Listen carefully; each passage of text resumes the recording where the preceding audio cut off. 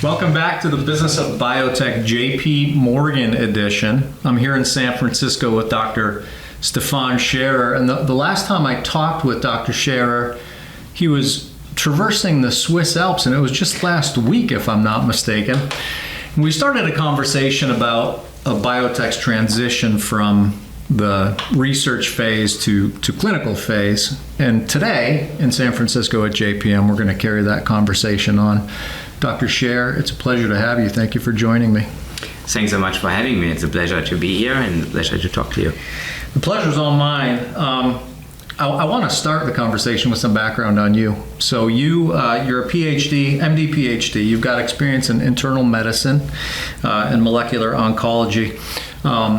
And whenever I have the opportunity to interview an MD who did some clinical work, I'm always curious about why they chose the pharma path. So take us back to that inflection point in your life when you decided you were going to move into pharma. Yeah, definitely. So I was always interested basically in medicine, and this was one of the careers I was early on in school thinking about to go in medicine or life sciences, so to say. So at that time, basically, then I got a place in med school. I started it, liked it, became MD, and was treating patients, and that was very rewarding. And this is a very nice job. I really liked it, enjoyed it, to help patients, to treat patients, and see basically the success, so to say, you have. Mm-hmm. What I was missing there a little bit was the deeper science. I always wanted to understand not only how to treat patients, how to diagnose patients, and I also want to understand what is the cause of the disease, what drives the disease, what makes the cancer basically cancer, why does it come to a situation that cells mutate and proliferate and don't stop. And that was a piece which was, at the time when I studied, so to say, not so much a part of the curriculum. So, and then I decided at that time to branch out basically and do a separate PhD. Mm-hmm. And after that, I spent some time in Albert Einstein doing research, and then actually came the inflection point, so to say, what to do in a way, how to combine one and the other in medicine and science the best way, and that's kind of what drove me to industry, where I thought basically drug development is a piece where medicine, clinical experience, but also basically science and scientific input, how to develop the drugs, which kind of mutations, which kind of disease, which kind of conditions to treat, kind of matches. And this is the moment where I thought, okay, I try it out and give it a shot. Mm-hmm. And then started in industry and enjoyed actually the complexity, enjoyed also the interaction with basically, as I said, patients on one hand still, science on the other, but also basically the business aspect came in, and that I found a fascinating triangle, the medicine, the science, and the business. Yeah, that business experience is interesting to me too. When and where did that come into your sort of circle of influence? Was it at Westlake Partners? No, I was earlier basically in Big Pharma, because you learn there basically that not only to develop a medicine matters, it also matters basically, can the medicine come to the market, right? So what's the business aspect? Because at the end of the day, in order to keep innovation going, in order to develop the next drug, you need to return some of the investment, right? So it means the drug needs to be successful in the market. And in order to get there, you learn early on that it's not only about science and medicine, it's basically also you need to serve the patient and the shareholders. And this business aspect you learn gradually in the process of being in big pharma and drug development. Yeah. Certainly it's amplified if you work with venture partners or in VCs, like what I did as an EIR in Westlake and later on. That's certainly amplified, because this is kind of not only to help one company and one drug to come to the market, you want to amplify that and do this 10, 20, 50, whatever the capacity of the fund is. Yeah. Did you readily embrace that? Coming from a scientific background, treating patients, working on the development of medicine, did you embrace the business aspect?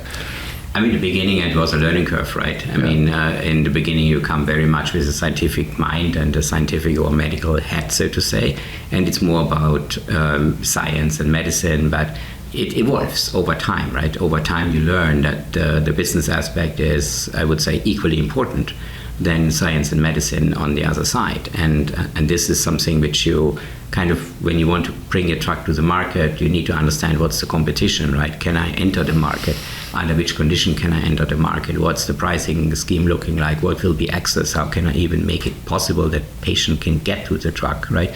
And this is in the, globally speaking, very diverse. And in this aspect, basically, you learn this very early on in a way that business and commercial parts matter equally as much.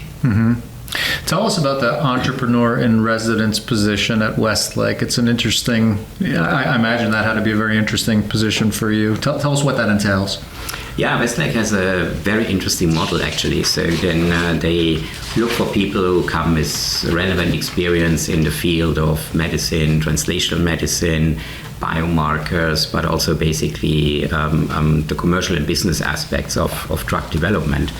And with that, basically, they give you the opportunity to basically look a year in a way prospecting. So what kind of company you want to work with, or you want to build actually with Westlake as in the background, so to say. And this is really a year where you spend time looking at tons and tons of opportunities, right, across the board. And with the help of Westlake, you also have a lot of freedom to kind of branch out and talk to tech transfer officers, talk to universities, basically talk to pharma, because they want to out-license some molecules which then they're off strategy, they don't want to do from a development perspective. So you learn a lot. It's really enriching.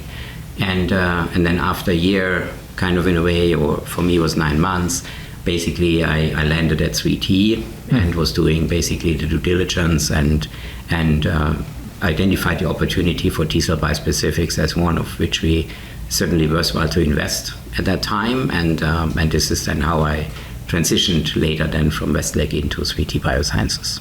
What was 3T Biosciences at the time that you joined, and what capacity did you join the company? 3T was a platform company. So there's a platform we licensed out from Stanford, Chris Garcia's lab in Stanford, and it's a very diverse platform. It's very cutting edge from a perspective of target ID and also looking into cross-reactivities. And this platform was out-licensed, and the team was kind of trying to industrialize the platform, to make the platform more high throughput, to make it basically a platform which is not only academic and scientific, which also can kind of bring drugs to the market and bring and identify molecules at the end of the day we can treat patients. When I joined, this was kind of a wider portfolio of opportunities. And in various directions, cell-based therapies, T-cell bispecifics, etc. So it was very much a research company. And then we were sitting down and looking what is the best opportunity to take it forward, what can we really do with this platform in order to serve patients, to help patients, and being a little bit more on the forefront of science and next generation medicines. And then we identified the opportunity, basically the T-cell bispecifics could be the niche, if you want, right, where 3T can play, and which is coming in the next 3, 4, 5 years, an important modality for treatment of patients. And then we focused the company purely on T-cell bispecifics and solid tumors. You no doubt had options, right, coming out of Westlake. Was there a specific hook about 3T that compelled you to make that decision, choose 3T?